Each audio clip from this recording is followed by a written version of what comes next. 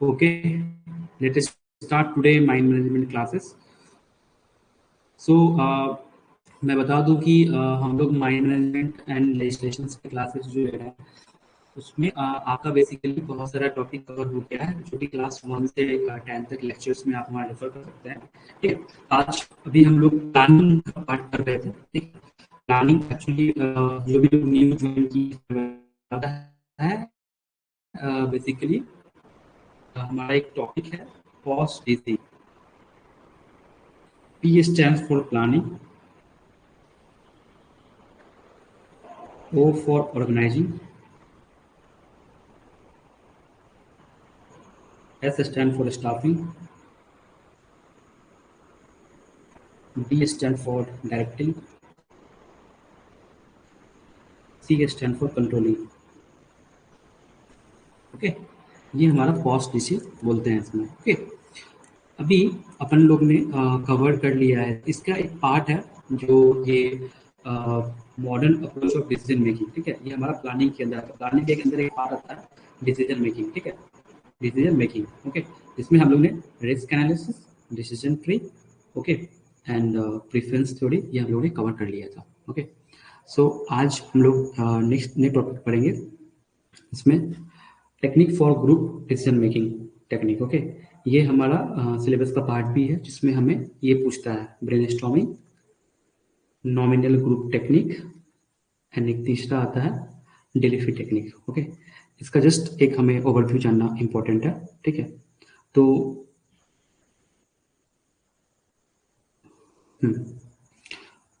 So first topic है brain storming. Brain storming में basically हम लोग ये करते हैं कि एक ग्रुप ऑफ पीपल हम लोग बैठ जाते हैं। ठीक है, और उसमें सब लोग अपने आइडियाज़ देते हैं। उस आइडियाज़ में से हम किसी एक आइडिया को हम लोग क्या करते हैं, फ्रीज करते हैं। ओके, किसी एक आइडिया को हम लोग फ्रीज करते हैं। आप में से कोई बस मुर्मू प्लीज कंफर्म, आप मेरा स्क्रीन आपको दिख रहा है? Is my screen visible to you and voice is audible to you?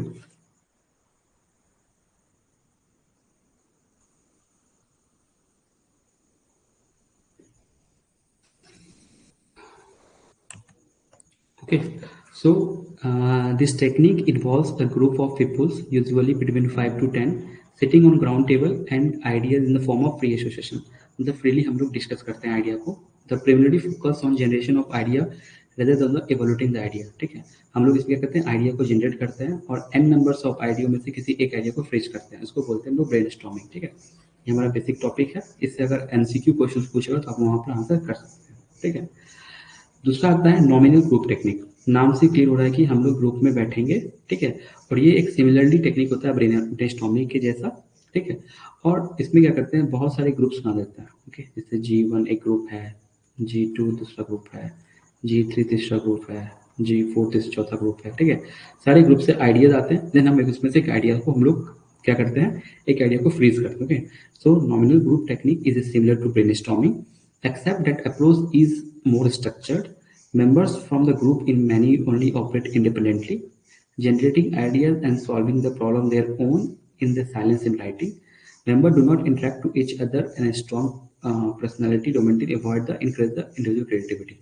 A group of coordinator either collect and retain the idea, then large board पे हम लोग उसमें क्या करते हैं, उसको लिखते हैं कि हमारे ये सारे आइडियाज आए हैं और इसमें से जो भी आइडिया बेस्ट होता है, whatever the idea is best out of these, हम लोग इसको बोलते हैं नॉमिनल ग्रुप टेक्निक। ओके, ये हमारे सिलेबस का पार्ट नहीं है, लिफी इज नॉट हमारा सिलेबस पार्ट। ठीक है, इसको हमको अवॉइड करना है।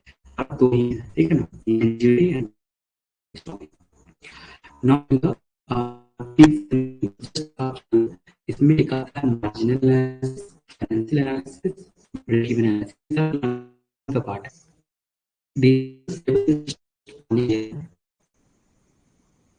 उसके इससे क्वेश्चन डायरेक्ट पूछता है। टेक्निक फॉर पहला making to extract more material, machine, worker, ये सारे जितनी चीजें, एक analysis book economic cost define margin analysis extra output will result by input variable एक वो मैं आपको समझाऊं, हम एक गोल रखा, इसको एड कर लिए कुछ एडिशनल आप एफर्ट तो एक्स्ट्रा मार्जिनल, ओके, मार्जिनल मतलब आप एक अपना एक्स्ट्रा एफर्ट लगा चीज़, ठीक है, इसको बोलते हैं मार्जिन। नाम से क्लियर है इसमें कॉस्ट रुपीज पैसे लगाओ, this is the making tool used to मतलब अगर आप एक्स अगर आप इन्वेस्ट किए हो, ठीक है, इसमें आपका प्रॉफिट होने, ठीक है, ये हमको इसमें डिफाइन करना था to calculate the payback period. अब पेबैक के लिए तो मैं आपको बता दूं जस्ट कॉन्सेप्ट कि what is the payback period.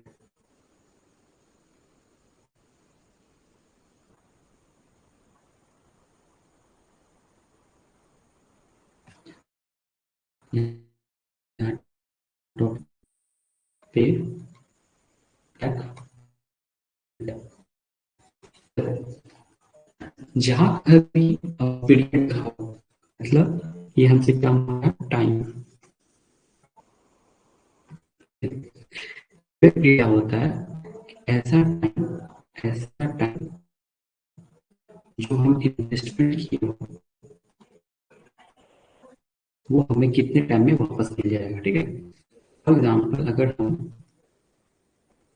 1000 crore investment किए प्रोजेक्ट में और पर ईयर हमको अगर 20 करोड़ मिलता है तो कितने टाइम में हो जाएगा, क्या होगा, 1000 divide by 20 years, payback period 50 years, okay. तो ये बता इस पीरियड में आपको, ओके।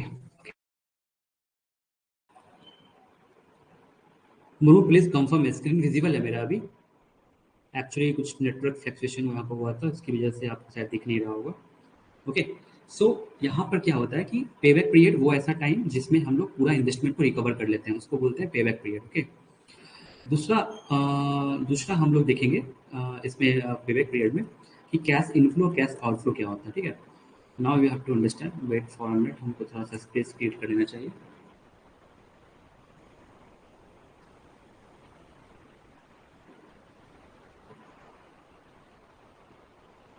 डियर कैंडिडेट, आप प्लीज़ मुझे कंफर्म कर दीजिए कि आपको मेरा स्क्रीन दिख रहा है या नहीं दिख रहा है, so that I can understand कि आपको कोई प्रॉब्लम तो नहीं आ रही है दिखने में और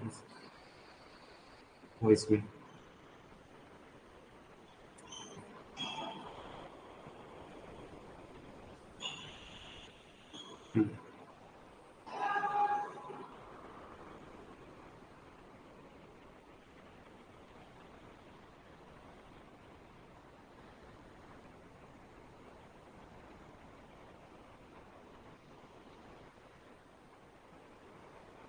now your chat is visible, actually वो डिसेबल हो गया था, अभी आपका चैट दिख पाएगा। नाउ प्लीज कंफर्म आपको मेरा वॉइस क्लियर आवाज आ रहा है, स्क्रीन विजिबल है।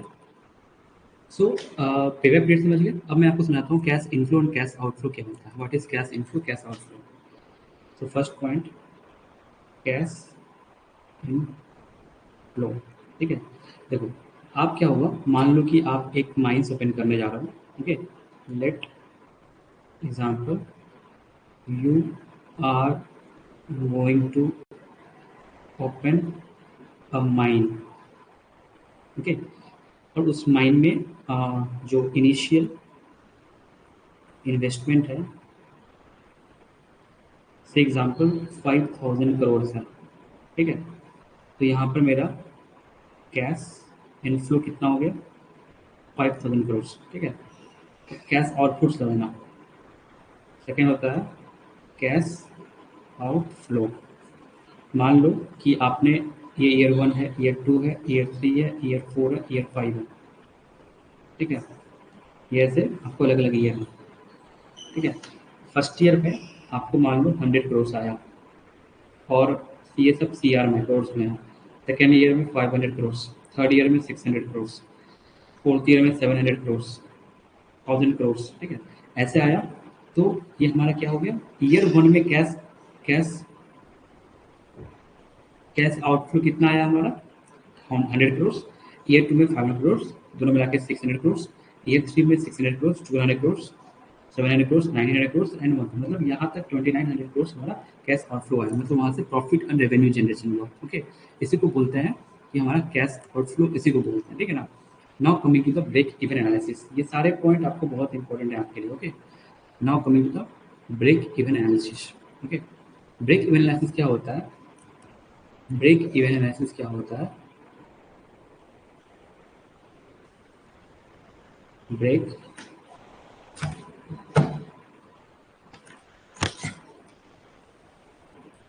ब्रेक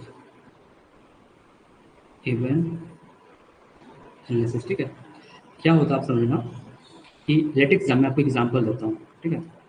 एग्जांपल कि मान लो आप एक शॉप का दुकान करते हो, ठीक है। इस शॉप में आप बुक्स सेल करते हो, ठीक है। तो आप क्या किए, आप पहले होलसेल से वहाँ से आपने 1 लाख रुपीज़ का बुक्स परचेज किया, ठीक है। और तो आपका इन्वेस्टमेंट कितना हो गया, 1 लाख रुपीज़, ठीक है। और आपने जो सेल किया एक मंथ में, वो मान लो आपने 90,000 पे किया, ठीक है। तो इन्वेस्टमेंट माइनस सेल कितना हो गया आपके पास, 10,000 का ये लॉस लगा आपको, लॉस, ठीक है। तो ये आपका क्या हुआ, लॉस लग रहा है, मतलब आपका ये बिजनेस क्या हुआ, नॉन प्रॉफिटेबल, ठीक है। सिमिलरली आपने सेकेंड मंथ में आपने वहाँ पर 1,20,000 का सेल किया, तो आपका इन्वेस्टमेंट कितना था, 1 लाख, आपको तो क्या हुआ, 20,000 का प्रॉफिट हुआ। तो दिस बिजनेस इज प्रॉफिटेबल, ठीक है। थर्ड मंथ में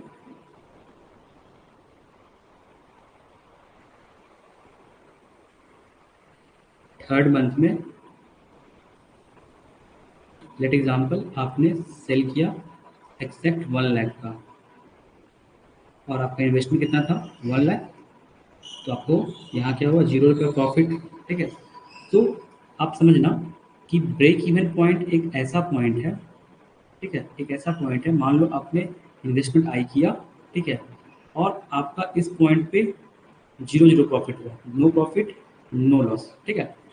और यहाँ से आपका ऐसा कॉन्स्टिट्यूट हो गया, ये जो लाइन है, this line is known as break even point, ठीक है। ये पॉइंट आपको बताएगा डिसीजन मेकिंग कि मेरे को ये शॉप आगे चलाना है या बंद करना है, ठीक है। मतलब इसके नीचे अगर थोड़ा भी आता है यू लॉस, इसके ऊपर थोड़ा ही जाता है ये प्रॉफिट, ठीक है। ये जो लाइन है आपको बताता है प्रॉफिट लॉस का, ठीक है। सिमिलरली हमारे माइनिंग के टर्म में ये कैसे इसको हम लोग को रिलेट कर सकते हैं। देखो माइंस में क्या होता है कि फॉर एग्जांपल मान लो एक डिपॉजिट है, ये ऐसा कोई डिपॉजिट है, मान लो this is our deposit, this is our surface, ठीक है। तो आप क्या हुआ, आप यहाँ पर जो है ये हमारा सॉरी,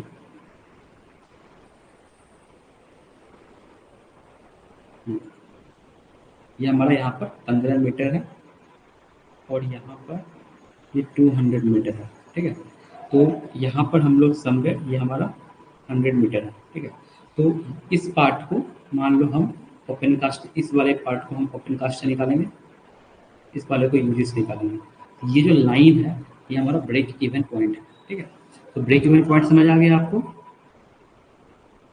कोई दिक्कत ब्रेक इवन पॉइंट में, मतलब एक ऐसा पॉइंट जहाँ से हम डिसीजन मेकिंग ले सकें। सो इसमें लिखा हुआ है, आप देखना, this is a tool enables the decision maker to evaluate the available alternatives based on the price, fixed cost, variable cost. Break-even analysis measure which level of sales necessary to cover all the fixed cost and determine, मतलब आपको मैंने एक नया और simple तरीके से example देकर समझा दिया कि ब्रेक इवन पॉइंट एक ऐसा पॉइंट है जहाँ पर हम लोग प्रॉफिट लॉस डिसाइड होता है।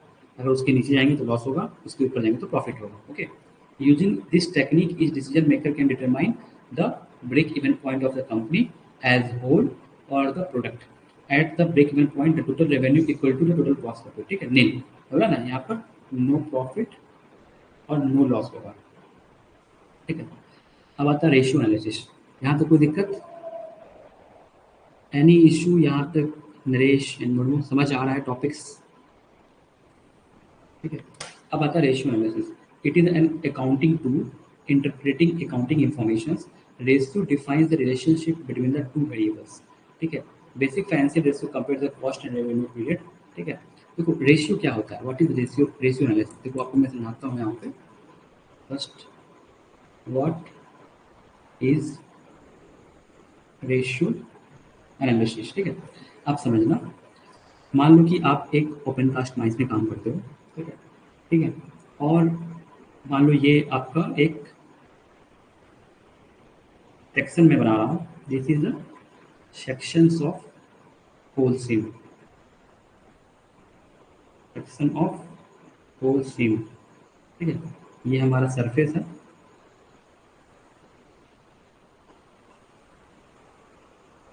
सरफेस है, ठीक है। इस पॉइंट पे हमारा स्ट्रिपिंग रेशियो आता है मान लो 1:4। ठीक है, इस पॉइंट पे हमारा स्ट्रिपिंग रेशियो आता है 1:8। इस पॉइंट पे हमारा स्ट्रिपिंग रेशियो आता है 1:12। ठीक है, इसका मतलब क्या हुआ? ये 3 रेशियो है, there are 3 ratio. Okay, first क्या है, आपको 1 टन कोल निकालने के लिए, ठीक है, आपको कितना 4 क्यूबिक मीटर आपको ओवरबर्डन रिमूवल करना पड़ता है। फर्स्ट रेशियो ये बोलता है R1। R2 आपको बोलता है आपको 1 टन कोल निकालने के लिए आपको 8 क्यूबिक मीटर ओवर रिमूव करना पड़ता है। और R3 होता है 1 टन कोल निकालने के लिए 12 क्यूबिक मीटर आपको ओवर रिमूव करना पड़ता है। ठीक है, सो ये डिफरेंट रेशियो है। आपको यहाँ से क्या मालूम चल रहा है? आपको यहाँ से ये मालूम चल रहा है कि भाई ये जो 12 क्यूबिक मीटर निकालना पड़ा, इसमें हमको cost of production is higher than R2। और यहाँ क्या मालूम चल रहा है? Cost of production is higher compare to R1 and this R1 is the feasible. यहाँ cost of production very low है, तो पहले कोल हम कहाँ से निकालेंगे? पहले हम कोल इस पोर्शन से निकालेंगे। ठीक है, ताकि इमीडिएटली हमको प्रॉफिट होना शुरू हो जाए। ठीक है, तो रेशियो आपको बताता है, आपको डिफरेंट डिफरेंट लोकेशन पे कंपेयर करके बताता है कि कौन सा लोकेशन में पहले हमको माइनिंग करना चाहिए। ठीक है, तो वही इसमें लिखा है। ये यही यही इंफॉर्मेशन हमको फाइनेंस में भी ये देगा। ओके, कि फाइनेंस में हम इसको कैसे यूज कर सकते हैं। Okay, it is an accounting tool interacting with the information. Ratio defines the relationship between the two variables. The basic financial ratio compare the cost and revenue particular period. Of the purpose of conducting ratio analysis is interpret the financial statement to determine the strength and weakness of the firm as well as historical performance of the ratio। मतलब ये ratio क्या करता है? आपको firm का financial बताएगा। ठीक है, अब आता है ऑपरेशनल रिसर्च टेक्निक ORT। ये भी हमारा सिलेबस का पास्ट है। One of the most important segment of decision maker operation research. Operation research में देखो क्या होता है हमारा, इसमें एक आता है PERD, दूसरा आता है CPM। ये आपको डिटेल में पढ़ाना है। ठीक है, आपको मैं इस सेपरेटली क्लास भी लूँगा, इसके लिए इस्तेमाल कर लो। प्रोग्राम इवोल्यूशन रिव्यू टेक्निक बोलते हैं। क्रिटिकल पाथ मेथड करते हैं। ठीक है, ये हमको बताता है कि कौन सा वे में हमको कम या ज़्यादा टाइम लगेगा। ठीक है ना, इसको बोलते हैं operation research technique. Linear programming क्या होता है? The linear programming is a quantitative technique to decision making. It involves the making of optimal allocation and scale reported। ठीक है, मतलब इसमें क्या होता है, हमें हमें ये देखना पड़ता है कि हमारा जो डेटा और ग्राफ के बेसिस पे हमें इसको बताते हैं। ठीक है ना, तो यहाँ तक कि हमारा ये 6 जो पॉइंट है, ये हमारा सिलेबस का पार्ट है। ठीक है, तो यहाँ पर ही हम लोग खत्म हो गया। ठीक है, ये सब हमारा पार्ट नहीं है। ठीक है, अब आते हैं हम लोग, देखो ये हम जस्ट बताते हैं कि स्ट्रैटेजी मतलब होता है रणनीति। मतलब आप कैसे किसी प्लान को स्ट्रैटेजी में करते हो। एक कॉर्पोरेट रणनीति होता है, बिजनेस में फंक्शनल होता है। कॉर्पोरेट मतलब जो हेड ऑफिस होता है, जैसे कोल इंडिया का कोलकाता है। ठीक है, वहाँ पर डिसीजन लेते हैं, डिसीजन मेकिंग करते हैं हम। ठीक है ना, और जो फंक्शनल बिजनेस मीटिंग हुआ, आपको यूनिट के बारे में बात करते हैं। ठीक है, और आपको जो फंक्शनल है मतलब माइंस लेवल बात होगा, ठीक है ना। तो ये सारी चीज़ आप यहाँ पर इसको रेफर करके आप ये खत्म कर सकते हो, ठीक है ना। जो भी इंपॉर्टेंट टॉपिक्स था प्लानिंग में I have detailed covered. Okay, now coming to the आपको नेक्स्ट टॉपिक है ऑर्गेनाइजिंग, जो बहुत इंपॉर्टेंट टॉपिक है, आज हमको स्टार्ट करना था, ठीक है। यूनिट 3 में हमारा स्टार्ट करें ऑर्गेनाइजिंग। ओके, यहाँ तक कोई डाउट प्लानिंग में? Murmu and Naresh and all we met. Okay, short में एक बार प्लानिंग को समझा दीजिए। Okay, very good. सुनो, प्लानिंग बेसिकली क्या होता है, देखो मैं बताता हूँ यहाँ पर। प्लानिंग प्लानिंग हमारा एक मैनेजमेंट का फंक्शन है, ठीक है। इसमें हम लोग बिजनेस या गोल डिसाइड करते हैं। इसमें हम लोग एक्शन प्लान बनाते हैं। इसमें हम लोग इन्वेस्टमेंट डिसाइड करते हैं।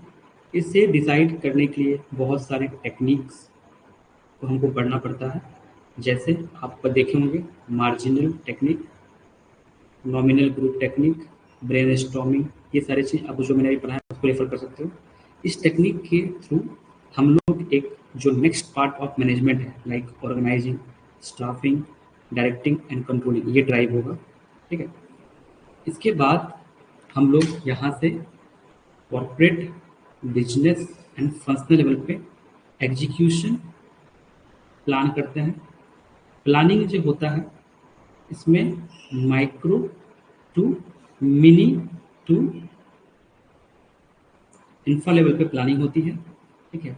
प्लानिंग को फर्दर इस पे क्लासिफाई किया गया है कि प्लानिंग हमारा फाइनेंस में होगा, ऑपरेशन में होगा, ठीक है, इन्वेस्टमेंट में होगा, ऑर्गेनाइजेशंस में होगा, ठीक है, और डायरेक्टिंग में होगा, ठीक है ना।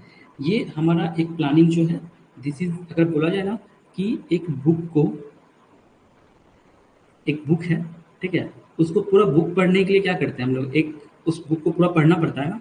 तो प्लानिंग एक टोटल बुक है जिसमें पूरी गोल को अचीव करने के लिए प्रॉफिट कितना करना है, लॉसेस मतलब प्रॉफिट कितना कर रहा है, प्रोडक्शन कितना करना है, वो सारा डिटेल्स हमारा प्लानिंग में रहेगा।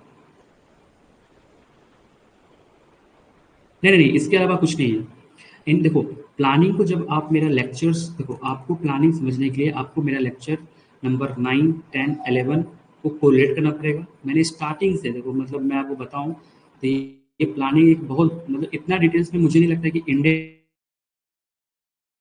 सब्जेक्ट में इसको बेस्ट वे में तो लेक्चर्स मुझे ज़्यादा भी लेना पड़ रहा है, मैं इसको बहुत अच्छा बताऊँ। देखो, प्लान जो होता है मैं आपको यहाँ बताया था ना, प्लान में हम लोग स्ट्रैटेजिक प्लान होता है, टेक्निकल प्लान होता है, ऑपरेशनल प्लान होता है, कॉन्टीजेंसी प्लान होता है, ये सारा चीज़ मैं बताया हूँ, ठीक है ना। तो अब जब उसको डिटेल्स में जाओगे तो ये सारे टॉपिक्स आपको कॉन्सेप्ट वाइज समझना पड़ेगा, ठीक है ना।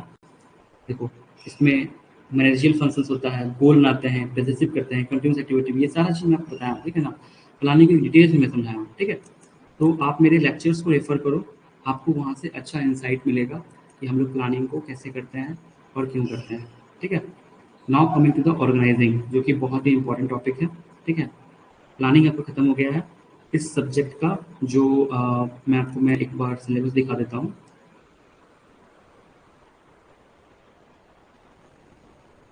देखो, प्लानिंग में बेसिकली हम लोग आप देखोगे मैंने कौन-कौन सा टॉपिक कवर कर दिया है, ठीक है? देखो, बेसिकली माइंड मैनेजमेंट में पहला चैप्टर था इंट्रोडक्शन टू माइंड मैनेजमेंट, जिसमें हम लोग ने इवोल्यूशन ऑफ मैनेजमेंट थ्योरी, इसकी थ्योरीज़ पढ़े, ठीक है ना? जैसे आपको पता है ना सब मो scientific management theory, administration management theory, behaviour management theory, management science theory, organizational environment theory. ये हमने थ्योरी पढ़ा। थ्योरी पढ़े, प्रैक्टिस पढ़े, प्रिंसिपल ऑफ साइंटिफिक मैनेजमेंट पढ़ा, एलिमेंट्स ऑफ मैनेजमेंट फंक्शंस, यही है प्लानिंग, ऑर्गेनाइजिंग, कंट्रोलिंग, ठीक है, डायरेक्टिंग। इसमें तीन आता है, डायरेक्टिंग एंड कंट्रोलिंग, ठीक है। स्ट्रक्चर और design of mining of enterprises, ये हमारा लास्ट टॉपिक है, ठीक है? माइनिंग पे कैसा होता है, ठीक है। तो अभी हम लोग इसका खत्म कर देंगे, देन लास्ट टॉपिक खत्म करेंगे तो हमारा चैप्टर 1 खत्म होगा, ठीक है। और पैरेलली मैंने एक चैप्टर ऊपर से उठाया है और दूसरा चैप्टर जो हमारा है, ये देखो आप यहाँ पे, ये माइन इन्वायरमेंट का EIA चल रहा है अभी, ठीक है ना। फिर हम लोग EMP पढ़ेंगे, ETP पढ़ेंगे, ये हमारा इसे चल रहा है, ठीक है ना।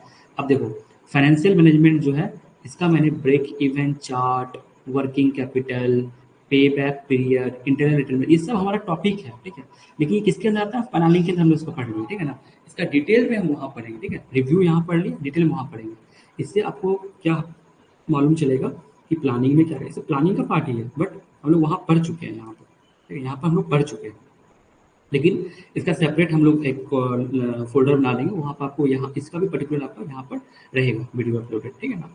सो हमारा अगर cost DC planning, organizing, staffing, directing अगर आप अच्छे से पढ़ लेते हो, तो फिर हमको नहीं लगता है कि आपको कुछ ज़्यादा पढ़ने की ज़रूरत पड़ेगा, ठीक है।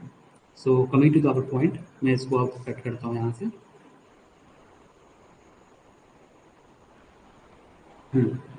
तो अभी हम लोग क्या करेंगे, ऑर्गेनाइजिंग स्टार्ट करेंगे, okay. Because it is important to us कि ये फास्ट सिलेबस को ख़त्म भी करना है, ठीक है। देखो ऑर्गेनाइजिंग हम समझेंगे आज, ठीक है। ऑर्गेनाइजिंग बहुत ही इंटरेस्टिंग चैप्टर है, ठीक है। Organizing is a function of management, क्या है, मैनेजमेंट का फंक्शन है, ठीक है।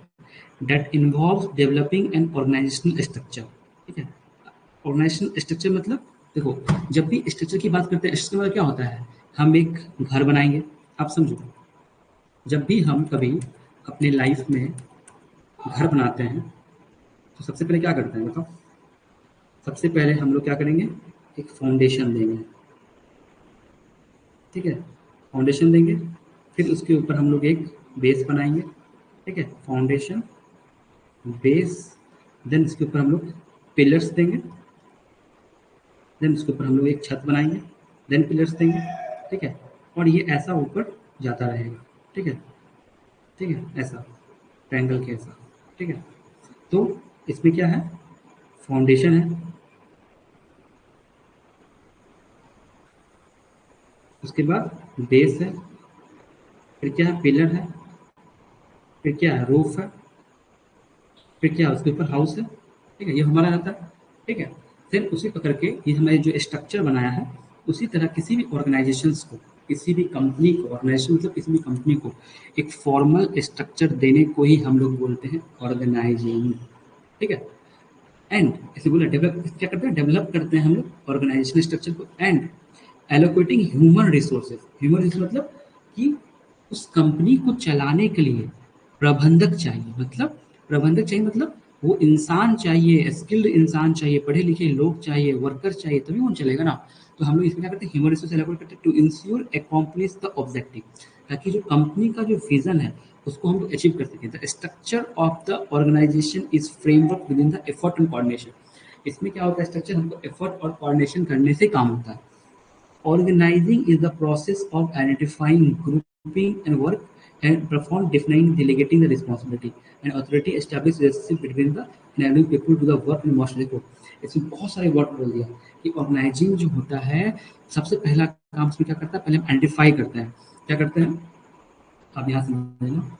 ऑर्गेनाइजिंग क्या करते हैं, पहला स्टेप क्या, आइडेंटिफिकेशन, ठीक है। दूसरा क्या करते हैं, दूसरा इसमें लिखा हुआ है ग्रुपिंग करते हैं। तीसरा क्या करते हैं, डिफाइनिंग एंड डेलीगेटिंग करते हैं रिस्पॉन्सिबिलिटी, डिफाइन रिस्पॉन्सिबिलिटी और डेलीगेशन ऑफ ऑथोरिटी, ठीक है, ठीक है ना। एस्टैब्लिश रिलेशन, अब इसमें क्या करते हैं, ये सब में आपको रिलेशन डेवलपमेंट करते हैं, ठीक है। इसको मैं समझे, पहला नंबर अगर मैं आपको एक सिंपल तरीके से बताऊं, द स्टेप 1 जो है, पहले आप एक यहाँ पर आपको क्या करोगे, हेड ला दोगे, ठीक है, हेड या CEO या CMD, ठीक है। इस CMD को अलग अलग SUB हेड दे दोगे, ठीक है, अलग डिपार्टमेंट के, मैकेनिकल, माइनिंग, ऑपरेशन, प्लानिंग, ठीक है। और उसके बाद आप इस सब ग्रुप को फर्दर डिवाइड कर दोगे, ठीक है। और ये जो सब यूनिट हेड है, ये क्या करेगा, अपने पावर को डेलीगेट कर देगा, मतलब उसको दे देगा कि भाई आपका मेरा पावर है, मैं माइंस मैनेजर हूँ, बट शिफ्ट इंचार्ज को पावर दे देता है ना कि आप जाके कोयला एक्सकवेशन कर सकते हो, माइन की सुरक्षा मेरे बिहाफ में, जब मैं नहीं रहूँगा आप वहाँ देख सकते हो साइड पे रह के। उसी तरीके से पावर को डेलीगेट करता है, इसी को हम लोग बोलते हैं organizing. Okay, organizing is that managerial process that seeks define the role of each individual manager operator towards attending the enterprise objective। तो ऑर्गेनाइजिंग में क्या होता है कि आप मैनेजर हो माइंस के, फ्रॉम टॉप टू बॉटम आप क्या करते हो, रोल एंड रिस्पॉन्सिबिलिटी को डिफाइन करना। हम क्या बोलते हैं, इस डेफिनेशन डिफाइन करने की क्या बोलते हैं, DELIGATION ऑफ ऑथोरिटी, मतलब डेलीगेशंस ऑफ अथॉरिटी, इसको शॉर्ट फॉर्म में बोलते हैं DOA। ठीक है, DOA बोलते हैं, अंडरस्टैंड। ठीक है, organizing a manager process six define the each individual, सबके करना है। ठीक है, करने के बाद में इसको ये सारे डिफिनेशन बता रहे हैं। Organizing the function of management that follow the planning. ठीक है, ऑर्गेनाइजिंग का जो प्लान हम लोग बनाए थे ना, जो हम लोग ऑर्गेनाइजेशन में अभी हमने प्लान बनाया था, प्लान क्या करते हैं, गोल डिफाइन जो करते हैं, इसको हमको फॉलो करता है। कौन करेगा, ये सारा ऑर्गेनाइजेशनल स्ट्रक्चर करेगा। ठीक है, जो भी बनाया है। ठीक है, अब आते हैं डिफिनेशंस पे। ठीक है, डिफिनेशंस पे आते हैं। Organizing is establishment of authority relationship provisions of coordination between the turn both vertically and horizontally. आप देखो यहाँ दो वर्ड यूज किया है, देयर आर, ऑर्गेनाइजिंग में दो वर्ड यूज किया है कि आप पहला बोलता है वर्टिकल ऑर्गेनाइजेशंस एंड दूसरा बोलता है हॉरिजॉन्टल ऑर्गेनाइजेशन। ठीक है, अब आपको बताते हैं वर्टिकल हॉरिजॉन्टल ऑर्गेनाइजेशन में क्या डिफरेंस आता है। ठीक है, आप अच्छे से समझना है इसको। देखो पहला पार्ट क्या है, पार्ट वन पहला, ये क्या है, वर्टिकल ऑर्गेनाइजेशन, ये समझो। ठीक है, देखो किसी भी कंपनी, मान लो let example X Y Z एक कंपनी है। क्या है, एक कंपनी है। इस कंपनी में इस कंपनी में जो ऑर्गेनाइजेशन स्ट्रक्चर है, ठीक है, वो क्या है, सबसे ऊपर क्या है, CEO, जिसको हम लोग सेकंड नाम CMD भी कहते हैं। ठीक है, चीफ एग्जीक्यूटिव ऑफिसर, चेयरमैन का मैनेजिंग डायरेक्टर। उसके नीचे क्या आता है, हमारे डायरेक्टर्स। ठीक है, अब डायरेक्टर्स जो है, ठीक है, उसके बाद नीचे क्या आता है हमारा, एरिया मैनेजर्स। एरिया मैनेजर से क्या आता है नीचे, है माइन मैनेजर। मैनेजर पीछे क्या आता है, ऑपरेशनल मैनेजर, जैसे ब्लास्टिंग ऑफिसर, सेफ्टी ऑफिसर, ये सारे हो गए। ऑपरेशनल मैनेजर के अंदर क्या आता है, शिफ्ट इंचार्ज। शिफ्ट इंचार्ज के अंदर क्या आता है, शिफ्ट इंचार्ज के अंदर आता है माइन ओवरमैन। माइन ओवरमैन के नीचे क्या आता है, माइनिंग सरदार। माइनिंग सरदार नीचे क्या आता है, माइन सुपरवाइजर। माइनिंग सुपरवाइजर नीचे क्या आता है, ऑपरेटर। ठीक है, लास्ट। ठीक है, अब इसको मैं, आप यहाँ देखना एक चीज, जस्ट यू सी हियर,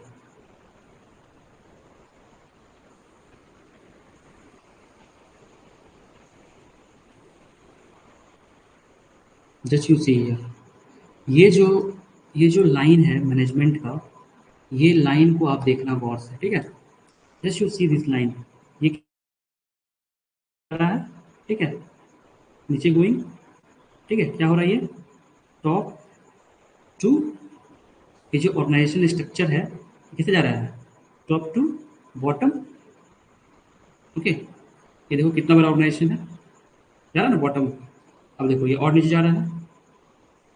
ठीक है, सिर्फ तीन चार से माइन ओवर, माइन ओवर में से माइनिंग सरदा नीचे गया। ठीक है, ये और कितना बड़ा है देखो, यहाँ तक आया, ठीक है। सबसे बॉटम यहाँ हो गया, ठीक है। अब तुमको मैं नेमिंग करता हूँ, ठीक है।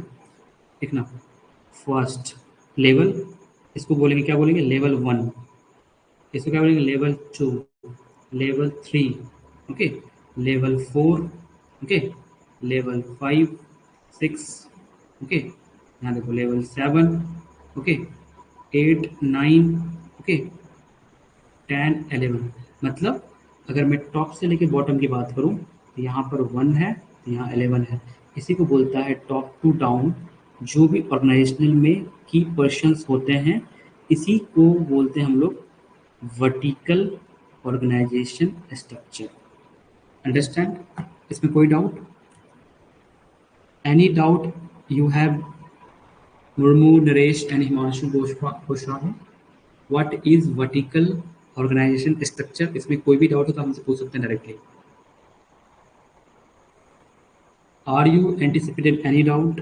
समझ आया? आप लोग पार्टिसिपेट करो चैट में, सो दैट कि मुझे भी कॉन्फिडेंट मिलेगी, ओके यू आर अंडरस्टैंडिंग।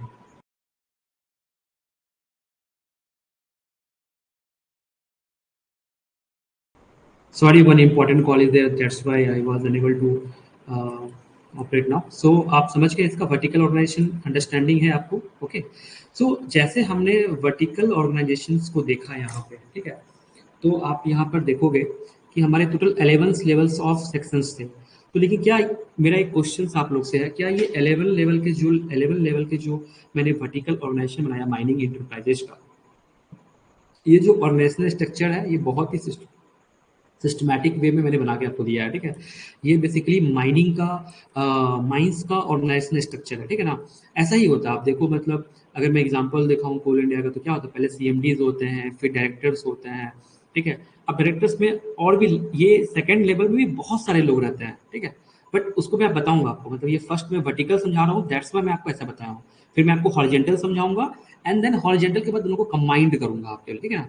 जैसे मैं बताऊँ, सीयू बताया, ठीक है, फिर डायरेक्टर्स बताया, ओके, उसके बाद क्या बताया, एरिया मैनेजर्स, ओके, फिर आपको क्या होते हैं, एजेंट्स होते हैं, ठीक है, माइंस मैनेजर होते हैं, ऑपरेशन मैनेजर्स होते हैं, शिफ्ट मैनेजर होते हैं, माइन ओवरमैन, इसका होता है, इसको बोलते हैं वर्टिकल ऑर्गेनाइजेशनल स्ट्रक्चर, ओके। अब टाइम है बताने का आपको हॉरिजेंटल ऑर्गेनाइजेशनल स्ट्रक्चर क्या है। सेकंड हमारा क्या आता है, what is the second? Second is the horizontal organizational structure, ठीक है।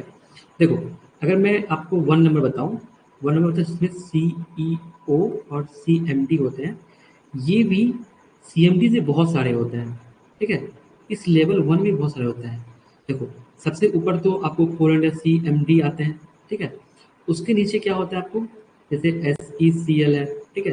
फिर आपको बीसीसीएल है, ओके, सीसीएल है, एनसीएल है, ओके, ईसीएल है, ओके, उसके बाद एनईसीएल है, ओके, एमसीएल है। इसमें भी हमारे सीएमडी होते हैं, ओके, इसमें भी हमारे क्या होता है, सीएमडी होते हैं, सीएमडीज होते हैं, ठीक है। इस लेवल में भी हमारे सीएमडी होते हैं। देखो, ये लेवल 1 है, लेकिन इसमें तो कितने सारे सीएमडीज हैं, 1, 2, 3, 4, 5, 6, ठीक है। ये क्या हुआ, इसको एक लेवल्स में बहुत सारे आपको इंडिविजुअल्स रहते हैं, उसको हम लोग बोलते हैं हॉरिजेंटल ऑर्गेनाइजेशन स्ट्रक्चर। क्या बोलते हैं, हॉरिजेंटल ऑर्गेनाइजेशन स्ट्रक्चर, ओके, इसको बोलते हैं, ठीक है। अब मैं आपको समझाता हूँ लेवल 2 में। Now coming to the level 2, L2। L2 में क्या बोला था आपको, ठीक है, हमारे क्या होंगे, डायरेक्टर्स होंगे, ठीक है। क्या बोला था मैंने आपको, डायरेक्टर्स होंगे। तो आप देखो, अगर मैं डायरेक्टर को डी से रिप्रेजेंट करता हूँ, तो डायरेक्टर्स पर्सन होंगे, डायरेक्टर टेक्निकल होंगे, डायरेक्टर्स प्लानिंग होंगे, डायरेक्टर्स मैकेनिकल होंगे, ओके, डायरेक्टर्स जियोलॉजी होंगे, डायरेक्टर्स इलेक्ट्रिकल होंगे, ठीक है। ये होते हैं। अब देखो, डायरेक्टर्स लेवल में भी ये कितने सारे लोग एक ही लेवल में काम कर रहे हैं, ठीक है, कर रहे हैं ना, ये एक ही लेवल में काम कर रहे हैं, ठीक है। तो इसको हम लोग क्या बोलेंगे, what is this, this is horizontal organization structure, okay, ठीक है। सेम उसी तरीके से ऐसे होता है। तो अगर मैं आपको दोनों कंबाइन करूं, ठीक है, if I combine vertical plus horizontal. ठीक है, तो क्या होगा, देखो पहले हमारा क्या होंगे, CMD या CEO होंगे। ठीक है, ओके। इसके नीचे हमारा क्या आ जाएंगे, अलग अलग सब्सिडरी के CMD होंगे। ठीक है, फिर उसके बाद हमारे आ जाएंगे CMD of BCCL, CMD of CCL, CMD of, ऐसे अलग अलग n नंबर्स ऑफ इसमें आ जाएंगे। ठीक है, सो ऑन CMD। ठीक है, अब इस CMD के अंदर में क्या आएंगे, बहुत सारे डायरेक्टर्स आ जाएंगे। ठीक है, डायरेक्टर्स हो जाएंगे, डायरेक्टर्स। ठीक है, डायरेक्टर्स हो गए। डायरेक्टर्स नीचे क्या आ जाएंगे आपको, एरिया मैनेजर्स, इसके अंदर बहुत सारे माइंस होंगे। ठीक है, एरिया मैनेजर्स हो जाएंगे। फिर ये एरिया, आप देखो ये क्या होगा, ये एरिया मैनेजर्स होने के बाद में क्या होंगे, ये देखो ये एरिया मैनेजर हो गया। सेम सिमिलरली क्या होगा हमारा यहाँ पर, इसमें एरिया मैनेजर्स। ठीक है, ये इतने बड़े हॉरिजॉन्टल आपको ये स्ट्रक्चर हो जाएंगे। ठीक है, इसके बाद क्या होगा, इसके नीचे मैनेजर्स आ जाएंगे। देखो क्या हो रहा है यहाँ, तो ये स्ट्रक्चर आप विजुलाइज करो, ये क्या हो रहा है, ये वर्टिकल्स में है, इसमें आपको n नंबर्स ऑफ लोग हुए, फिर ये और बड़ा हुआ, n नंबर्स ऑफ लोग हुए, फिर ये और बड़ा हुआ। ठीक है, ये और बड़ा हुआ। ठीक है, आप समझ रहे हो आप लोग, इसको हम लोग बोलते हैं ऑर्गेनाइजेशनल स्ट्रक्चर। एक सेकंड,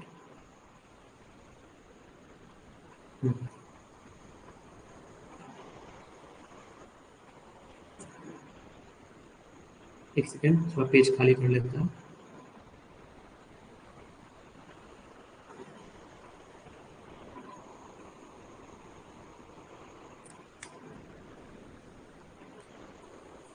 ठीक है, यहाँ क्या हो गया, आप देखो सबसे टॉप में रहा, फिर ये एक ऑर्गेनाइजेशन बहुत सारे CMDs के आगे। ठीक है, फिर आपको ये हल्का और नीचे आया, थोड़ा ये जो डायरेक्टर्स के और बड़े हो गए। ठीक है, ये और बड़ा हो गया। ठीक है, फिर ये आपको एरिया मैनेजर्स के लेवल आ गए, ये आपका CMDs, ये हमारा CEO एंड CMD लेवल एक ही होंगे। ठीक है, ये हमारा डायरेक्टर्स, ये हमारा एरिया मैनेजर लेवल हो गया। ठीक है, ठीक है, उसके बाद आप आगे देखना, ये हमारा क्या हो गया, मैनेजर्स लेवल हो गया, बहुत सारे मैनेजर्स होंगे माइंस के, जितने माइंस उतने मैनेजर्स होंगे। ठीक है, उसके बाद आप देखना, ये जब और आगे बढ़ेगा। ठीक है, ये इसमें ये वर्टिकल और बड़ा होते जाएगा। ठीक है, तो आप यहाँ पर क्या विजुलाइज कर रहे हो, ये हमारा क्या है, ये हमारा वर्टिकल्स में भी लोग रहते हैं अलग अलग लेवल पे, L1 L2, और हॉरिजेंटल्स में भी बहुत सारे लोग होते हैं। ठीक है, तो ये वर्टिकल और हॉरिजेंटल मिला के हमारा एक ऑर्गेनाइजेशन का फॉर्मेशन होता है। गॉट इट, क्या होता है हमारा, ऑर्गेनाइजेशन का फॉर्मेशन होता है। यहाँ तक कोई दिक्कत आपको, आई बिलीव आपको कोई दिक्कत नहीं है। ओके, चलो मैं आप लोग आप बताता हूँ, ये सारे हमारा डिफिनेशन है जो आप लोग को मैंने कवर किया यहाँ पर। अब आता है इम्पोर्टेंट ऑफ ऑर्गेनाइजेशन फंक्शन। ठीक है, इसका इम्पोर्टेंस, ये सारे जो की वर्ड्स हैं, specialisation, well defined job, clarify authority, इन सारों से आपको क्वेश्चन पूछे जाएंगे। ठीक है, तो आपको इनका कॉन्सेप्ट समझना बहुत इंपॉर्टेंट है। फिर प्रिंसिपल पढ़ना पड़ता है। ठीक है, जैसे क्या क्या प्रिंसिपल्स होते हैं, फिर आपको एक्सपैंड पढ़ना पड़ता है, कंट्रोल सुपरविजन। ठीक है, इस हिसाब से एक देखो है ना, अथॉरिटी कैसे, मैनेजिंग डायरेक्टर, मार्केटिंग, सेल्समैन, ऐसे इसका अथॉरिटी आता है। ठीक है, तो इस तरीके से हम लोग क्या करते हैं, यहाँ पर इसको ऑर्गेनाइजिंग को एक डिटेल वे में हम लोग कवर करेंगे। ठीक है, इसमें बहुत सारे छोटे छोटे कॉन्सेप्ट हैं जो आपको मैं एकदम इतने अच्छे से पढ़ा, देखो मैंने जो आपको बताया देखो ऑटोमेटिकली यहाँ दिख रहा है ना आपको कि कैसे ये ट्रायंगल, देखो यहाँ अगर आप विजुलाइज करोगे ठीक से, तो this is one of the triangle formations. Okay, okay, triangle बन रहा है ना, टॉप में एक लोग हैं और बॉटम में बहुत सारे लोग हैं। ठीक है, इस तरीके से हम लोग डिफाइन करेंगे कि हमारे कैसे ये ऑपरेशनल मैनेजमेंट होता है, ऑर्गेनाइजेशनल चार्ट कैसे बनाते हैं। ठीक है, देखो ये ऑर्गेनाइजेशनल चार्ट है। ठीक है, माइनिंग इंटरप्राइजेज में कैसे होता है, इनको हम लोग डिटेल से समझेंगे। It take 2 classes for organizing. आज हमारा जस्ट एक स्टार्टअप था, आपको मैंने एक ओवरव्यू दिया, इसके सेंट्रलाइजेशन, डिसेंट्रलाइजेशन, इसके बाद डिसेंट्रलाइजेशन आएगा, डेलीगेशन, कॉस्ट इफेक्टिव, ये सारे जो टॉपिक्स हमारा है ये ऑर्गेनाइजेशन का। ठीक है ना, देन हम लोग लीडरशिप में आएंगे।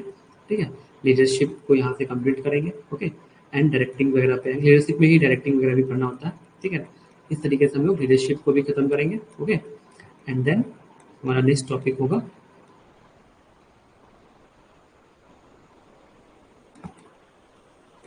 ओके, इस तरीके से हमारा लीडरशिप के बाद में हमारा आएगा कम्युनिकेशन। ओके, लीडरशिप कम्युनिकेशन हमारा ऑर्गेनाइजेशनल स्ट्रक्चर का ही पार्ट है। ओके, ये हमारा ऑर्गेनाइजेशनल स्ट्रक्चर का ही पार्ट है, ठीक है ना।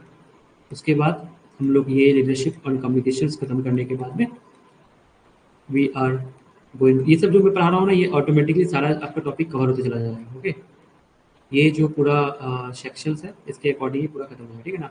डायरेक्टिंग, कंट्रोलिंग एंड ये सब देखो टाइप्स ऑफ कंट्रोल्स आ गया ना, टेक्निक ऑफ कंट्रोलिंग, ये हमारा कंट्रोलिंग स्टार्ट होगा, ठीक है। तो इस तरीके से हम इसको पूरा कवर करेंगे, ठीक है। आज के लिए यहीं तक रहने देते हैं। Okay, any doubt? आज आप लोगों को कोई भी डाउट है तो हमसे पूछ सकते हैं। नरेश, मुर्मू, पटेल, अंकुर, हिमांशु, गोस्वामी, कोई भी डाउट हो तो हमसे आप पूछ सकते हो यहाँ पे। देन इस लेक्चर 12 को आज मैं यहीं पर खत्म करूँगा।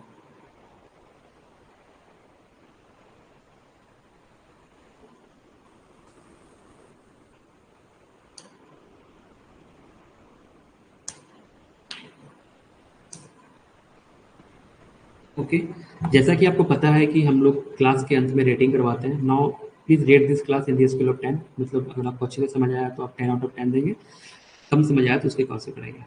पास कैसे आते हैं सर, क्वेश्चन कैसे आते हैं? Very good.